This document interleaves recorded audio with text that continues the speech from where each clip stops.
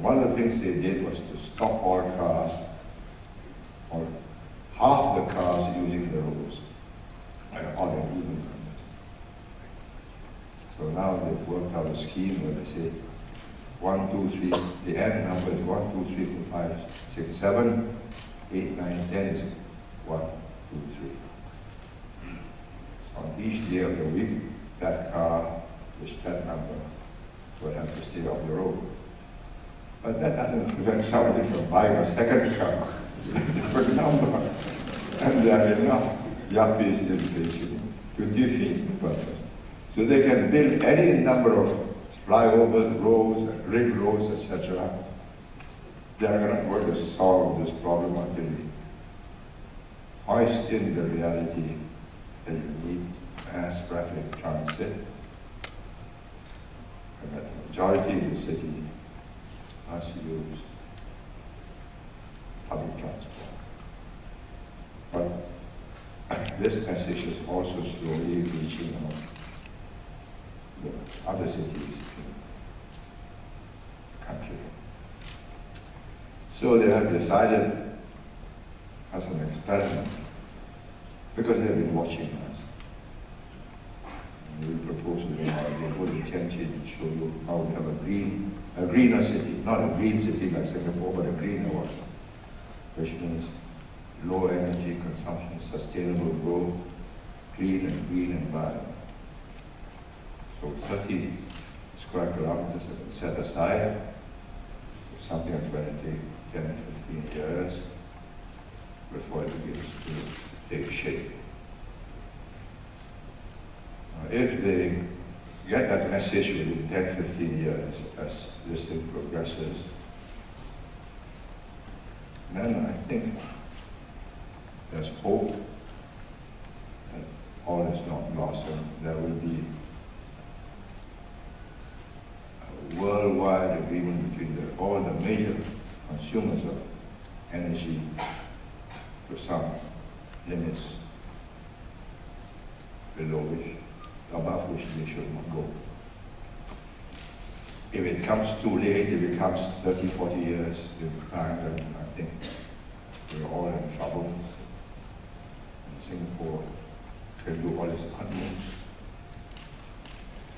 The ice caps melt in the north and the Arctic and the Antarctic, we are in deep trouble. So we must hope for the best, but prepare for something less than the best. Because I do not believe that they will be able to reach European levels of sensitivities in a time within 1 or 2 decades. It will take longer. I think the most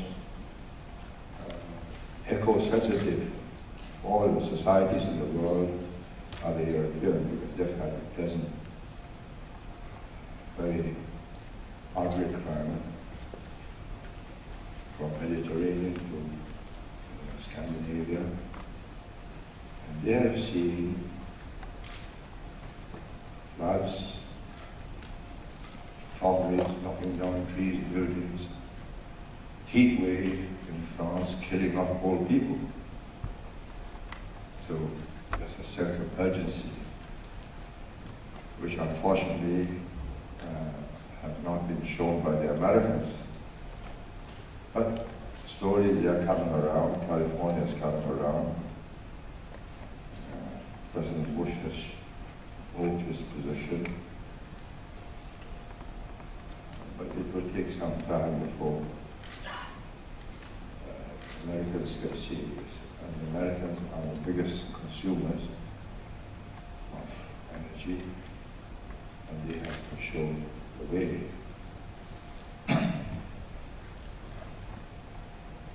That's all beyond us, but I have these unhappy thoughts in the back of my mind that we got to proceed with what we can in Singapore and keep it going. So for us, what are the alternatives?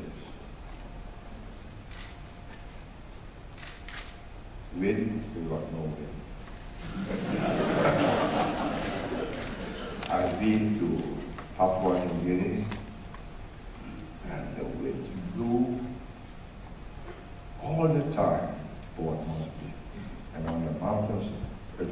tremendous. Well, we had that kind of mountain around, that maybe 10–20% of our energy could come from this aeroplane-like blades. Tide, our tides are not that spectacular. We have no big rivers, no big estuaries. There's off. Solar, yes. And as you know, the Norwegians are sinking Norwegian company is sinking $2 billion worth of investments to do a solar cell plant here and R&D. But how much can it supply? But whatever it is, we've got to try every little way to minimize the use of carbon fuels. The real alternative that can produce the electricity generation to match oil and gas is nuclear. As you know, the rule is you must have a power station at least 30 kilometers away. You can put one end of the island, and what happens with the other end? So we've been thinking this thing through, and I said, okay. There's Horsburgh Lighthouse. It's more than 30 kilometers away. We reclaim land there, pump it there. But then it's less than 30 kilometers away from the Malaysian coast. So really, we are forced, eventually I hope our neighbors also come to the conclusion, that we are forced to cooperate. If we understand the complexity and the immensity of the problems the world faces, and we will face in Southeast Asia, then we should have a common grid, a common pipeline, so that it's transferable. The prices of oil and gas and electricity between Malaysia, Indonesia, and Singapore are so different, because they're subsidizing it. We are not. We are using the market to control the consumption of energy. So the prices of oil goes up, you drive less or you change to a smaller car. But in Malaysia, you know, they put the price up. They removed the subsidy, and there's a howl of rage.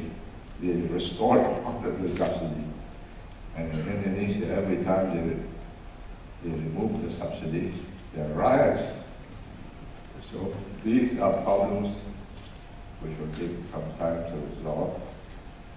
And somehow we must find some way. Sooner or later, they'll come to the conclusion that we have already come to, that this problem can be better resolved if we have a common grid and common pipelines. I pose you this final problem on alternatives.